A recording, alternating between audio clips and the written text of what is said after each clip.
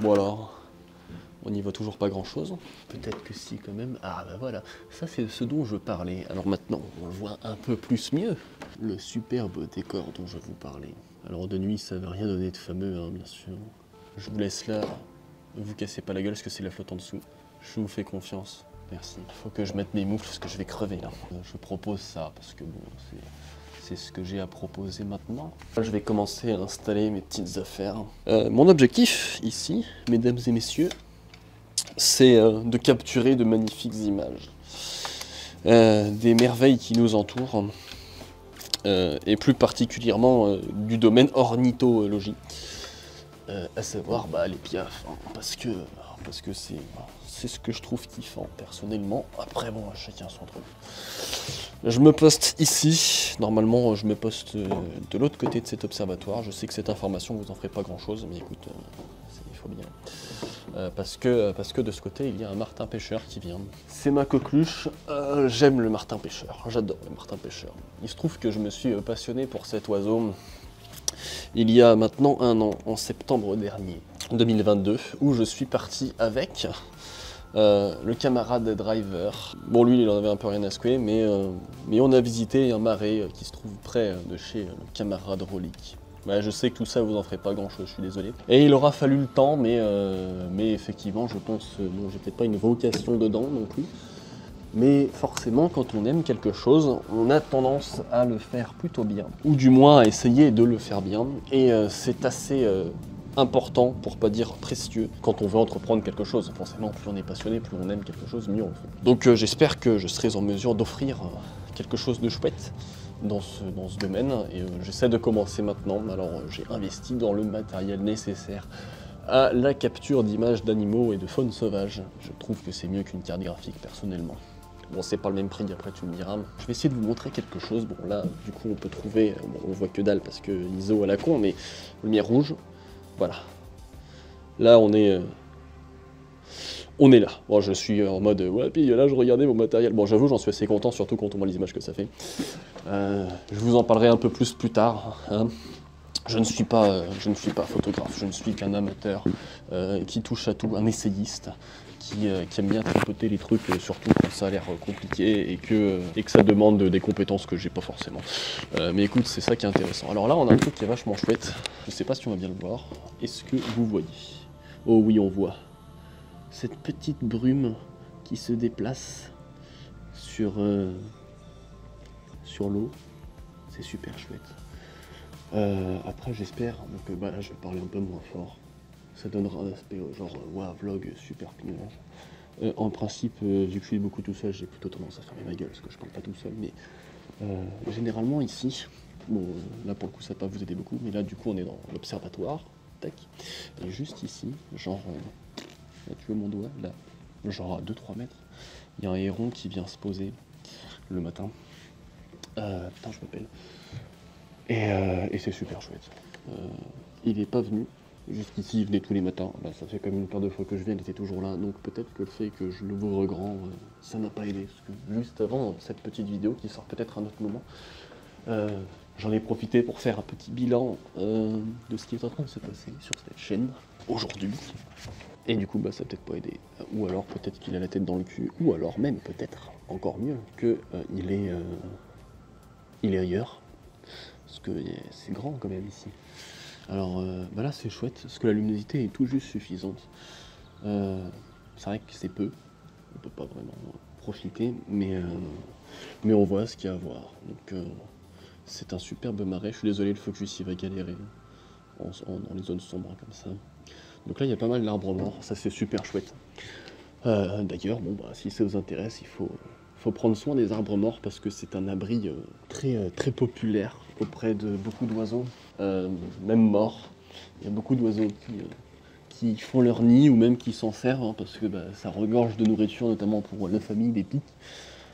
Pics et pêche, pivert, pique-mare, tous ces oiseaux qui aiment taper joyeusement avec leur bec pour déloger les petites larves qu'ils mangent. Et il y en a tout plein dans ces arbres-là. Donc généralement, si ça vous intéresse, alors ça, ça sera l'objet des futures vidéos de la chaîne.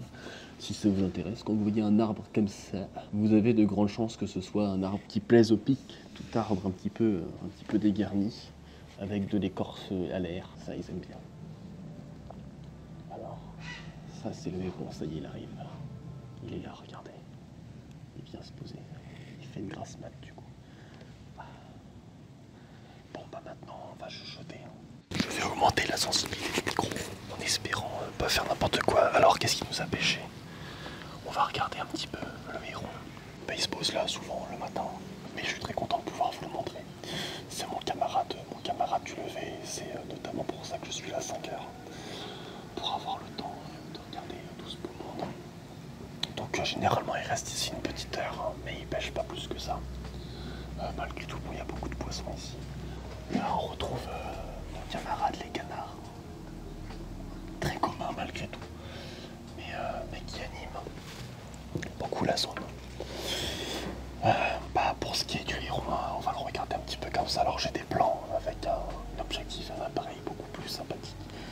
Mais on n'a pas cet aspect un petit peu instantané vlog. Je pense que je vais profiter de cette matinée pour vous présenter un petit peu tous les camarades qui viennent.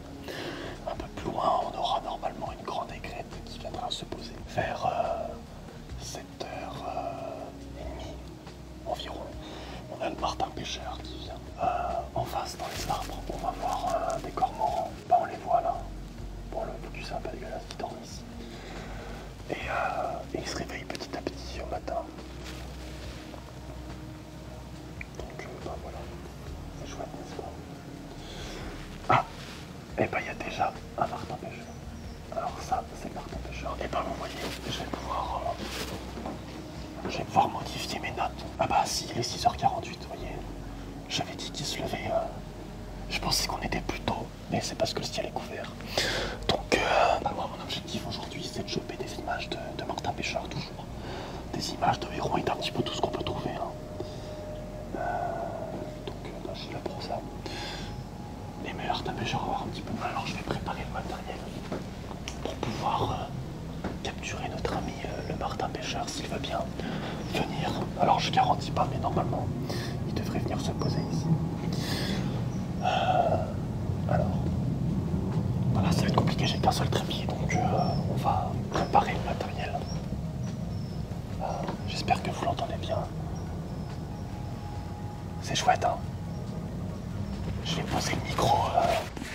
Je vais le poser là. Voilà, c'est le micro avec lequel vous m'entendez. Pour que vous puissiez profiter un petit peu du martin pêcheur. Pendant ce temps-là, je vais préparer mon appareil. Alors, je vais mettre l'appareil comme ça. Je garantis pas que ça marchera. Mais si vous avez de la chance, il viendra se poser par ici, vous pourrez le voir. Bon là je suis avec un petit objectif de 16 mm. Donc le zoom est un peu pourri. C'est pour ça que du coup j'ai dû changer de matériel pour pouvoir vous proposer mieux. Alors après le martin pêcheur, il a ses petites habitudes. Et il peut aller aussi bien d'un côté que de l'autre de l'observatoire.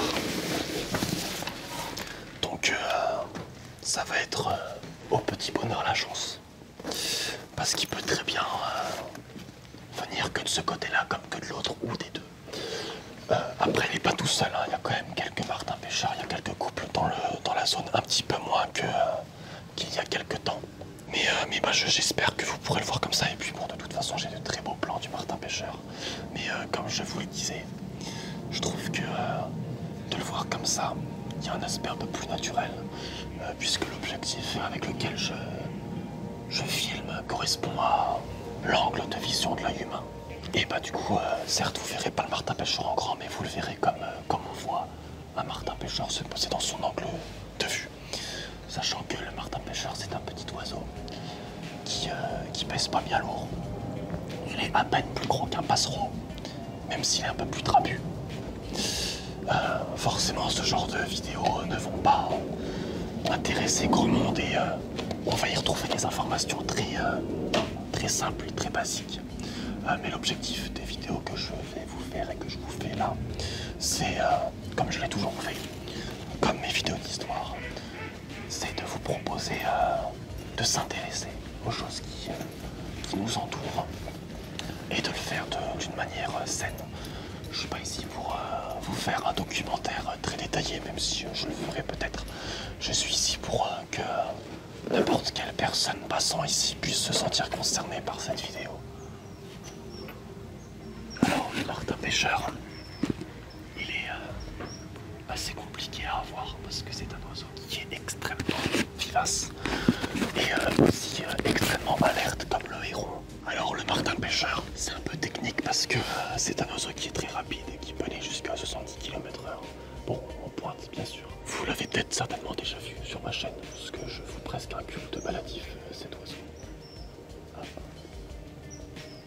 On le verra pas comme ça à mon avis, mais il a des très belles couleurs.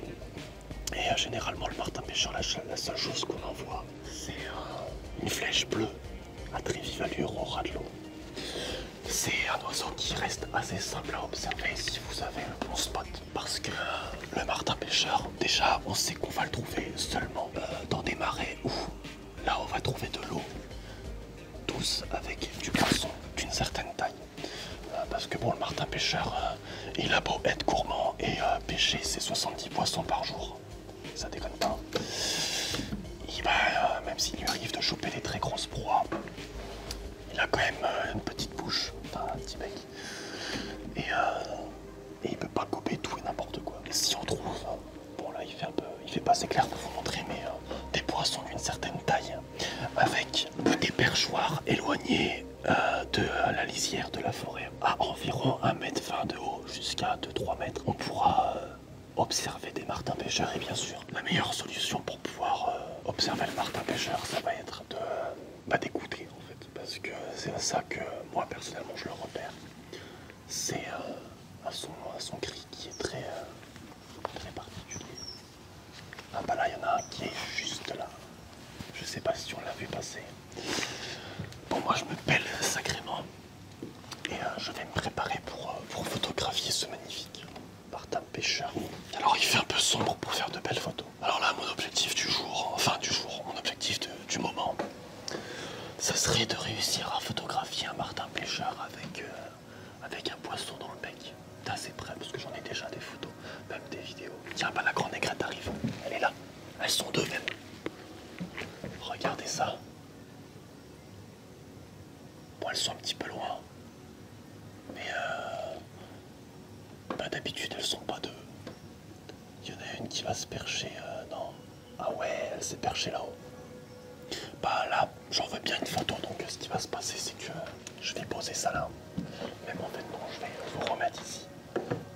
Vous surveillez le martin pêcheur, d'accord? Moi, je vais prendre en photo la grande aigrette qui est sur l'arbre. C'est un petit peu le côté regrettable, enfin, regrettable entre guillemets, c'est qu'on peut pas être partout en même temps. Je suis très content parce que j'ai jamais eu de photos comme ça. On va augmenter l'ISO, diminuer la vitesse d'obturation. Bon, il fait encore très sombre. Ça fait pas une photo folle. Ah, magnifique. La grande aigrette pose pour moi. Bon, ça reste très loin. On est à 215 mètres à peu près, un peu plus. Pour la distance, je me réfère à la distance du focus. On est samedi, donc je vous garantis pas que cette vidéo durera toute la journée parce que je tiens pas particulièrement à enregistrer s'il y a d'autres personnes. Et il arrive qu'il y a souvent d'autres personnes qui viennent. Je vous remontre un petit peu. Hop. Cette vue que je trouve très sympathique. Regardez ça. Si c'est pas joli. La grande aigrette est là-haut. L'autre est là. Et je trouve ça super chouette. Cette brume sur le marais, c'est trop chouette. Le héron est là. Alors d'habitude il s'approche jusqu'ici au moins. Là pour le moment moi il reste dans son coin. J'avoue ne pas savoir si je me mets là-bas pour attendre le martin pêcheur ou si j'attends ici parce que moi je l'ai déjà souvent eu là. Mais ça m'ennuie d'avoir toujours les mêmes prises avec la même branche en dessous. Donc j'aimerais bien varier un peu. Et pour ça il faudrait que notre camarade le martin pêcheur accepte de poser autrement. Bah je pense qu'on va plutôt attendre de ce côté-là parce que généralement il vient. Non, en fait, ce que je... bah voilà.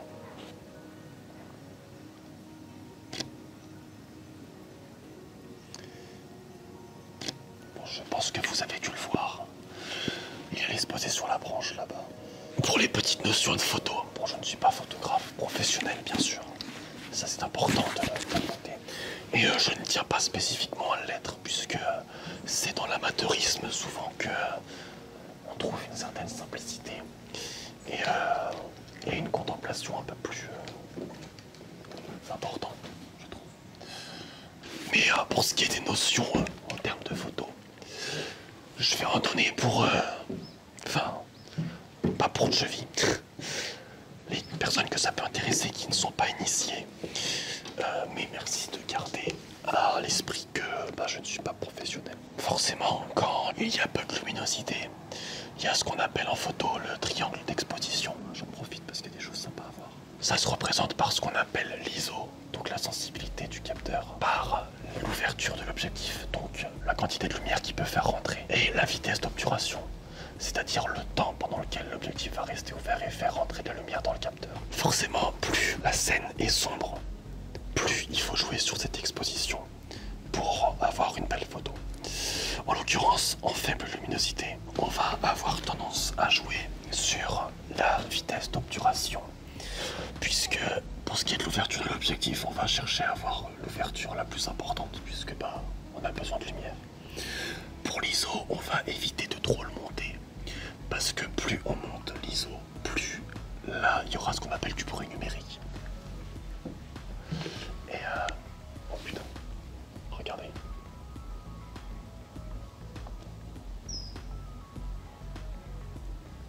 Et voilà, le martin pêcheur est là-bas. Donc je vais me redéplacer pour aller prendre mes prises de ce côté-ci. Enfin donc, on va retrouver la vitesse d'obturation. Le temps que vous allez laisser l'obturateur ouvert. Et donc, la quantité de luminosité qui va rentrer dans l'appareil pour pouvoir avoir une photo. Seulement, il y a des compromis à faire. La vitesse d'obturation, plus elle est, je vais dire, basse, donc plus on fait rentrer de luminosité dans le capteur, plus on a un risque que l'image soit floue, parce qu'on va avoir, suivant les vitesses qu'on utilise, on va avoir ce qu'on appelle un flou de bouger. C'est pour ça que quand on fait des expositions un peu plus longues, quand on augmente la durée pendant laquelle le boîtier va prendre la photo, si on bouge, pas forcément, ça sera un peu flou, parce que pendant une certaine période, on va prendre la photo. Plus cette période est longue, plus si on bouge, il y aura du flou. Alors qu'à contrario, plus on obture rapidement, plus l'image va être figée. Après, on retrouve beaucoup d'éléments par rapport à cette vitesse d'obturation. Vous avez certainement déjà vu des photos de nature ou des photos de sport où on voit vraiment le mouvement qui est figé. Ce mouvement très figé, il va être fait grâce à une obturation très rapide. Ah, tiens, le héron revient. Et il s'est posé juste là. Mais alors, juste là.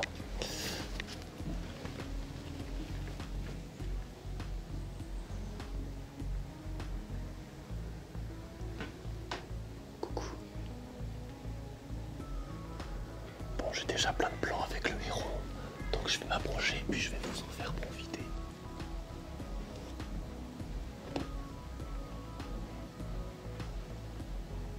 Voilà notre ami le héron dont je vous ai parlé. Un magnifique héron cendré.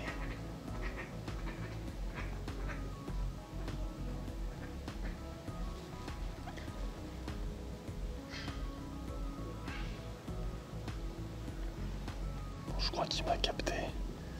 Ouais, je pense. Ah putain, il y en a un autre juste à gauche. Oh purée. Incroyable. Incroyable. Ils étaient deux et en fait, donc là il y avait celui-ci que j'ai l'habitude de voir, mais il y en avait un qui était juste là, en dessous. C'est celui que vous avez vu décoller un premier. Ah il revient. Vous voyez, ils sont chauds aujourd'hui. Il est reparti se poser là-bas. Alors est-ce que c'est le même? Je sais pas. J'ai pas eu le temps de suffisamment les observer pour faire la différence. Donc là, manifestement, il faut faire un choix et choisir un endroit où me poser et arrêter de bouger tout le temps et surtout faire moins de bruit. Parce qu'il n'y a pas de secret. Pour faire de belles photos, pour observer la nature, il faut apprendre se fondre dans la nature, et notamment à fermer sa gueule, ce qui est une belle leçon.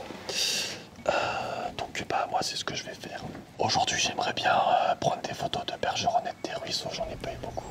Choper mon martin pêcheur un peu plus. Et si je veux pouvoir faire ça, il faut que je me taise. Après c'est pas très grave, j'ai déjà pas mal de photos et puis je voulais faire un peu cette vidéo pour vous montrer tout ça. Après c'est bien d'avoir 2 appareils, je pourrais même changer d'objectif parce que j'ai un 70-300 que je peux monter sur cet appareil. Et en fait ça me permettrait de vous faire des vidéos d'un peu plus loin. Là on a une grande aigrette qui fait des allers-retours. Oh. Et elle va aller se mettre, voilà, ici. Elle vient là tous les matins. C'est ce dont je vous parlais tout à l'heure. Donc on retrouve à cet endroit, on retrouve notre héron qui vient là, donc on l'a vu, la grande aigrette dont je vous ai parlé. Elles sont 2. Tiens, notre ami le héron. Ça se chamaille. Le héron et la aigrette juste à côté. Bah ça j'ai jamais vu. Bah, je les ai déjà vus plus ou moins l'un à côté de l'autre. Mais du coup je sais plus où donner de la tête. Alors après le héron souvent, un peu plus tard, quand il a fini avec la bain, il vient se mettre sur cette souche morte où il se met au fond là-bas. Je vais vous mettre là pour que vous puissiez surveiller un peu. Ouais, mon concept de vidéo il pue un peu du cul, c'est vrai. Bon, les martins. Alors aujourd'hui, c'est étonnant, il y a beaucoup plus d'animaux. En fait, on est tout en x2. Il y a 2 hérons au lieu d'un, 2 aigrettes au lieu d'une. Du martin pêcheur, il y a l'air d'en avoir un peu plus que d'ordinaire. J'espère que ça vous plaît. Parce que vous allez en bouffer. Alors là-bas, il y a un piquet pêche aussi, ça c'est chouette, ça j'aime bien les piquets pêche. Et on va certainement avoir tout un tas de bécus qui vont se ramener, faire du bruit, faire fuir tous les animaux, enfin bref, les choses habituelles. Quoique aujourd'hui, j'ai pas été exemplaire, hein, parce que ça fait oh putain. Oh, je suis vraiment trop. Alors je sais pas si vous l'aviez vous, avant que je recadre, mais il y avait un martin pêcheur juste là. C'est le problème, donc c'est chouette comme vidéo, ça me fait plaisir, ça fait longtemps que je voulais le faire, mais justement, j'avais peur que ce soit un petit peu trop bruyant, parce qu'en principe, bon bah, je me pose là, et je bouge pas pendant 6h30, voire plus. Ou alors là, certainement que je vais apprendre de cette expérience qui est une première. Et bah voilà, du coup, pour cette petite vidéo, j'espère que ça vous plaît. Que vous vous y retrouvez aussi peut-être. Pour ceux qui n'ont pas la chance, comme ça a pu m'arriver, de pouvoir avoir un petit morceau de nature, de pouvoir se trouver un coin peinard, bah j'espère que ça peut vous permettre de souffler un peu. Et bah écoutez, moi je vais reprendre ma longue attente pour pouvoir vous faire de jolis plans sur lesquels, bon, on ne jugera pas, mais ça sera des plans tout aussi magnifiques. Voilà, très chers camarades, j'espère que ça vous aura plu. Je vous souhaite une bonne continuation et je vous dis à très bientôt sur une prochaine vidéo. En espérant vous avoir plein de jolis plans. Et puis sinon je vous dis à la prochaine. Salut.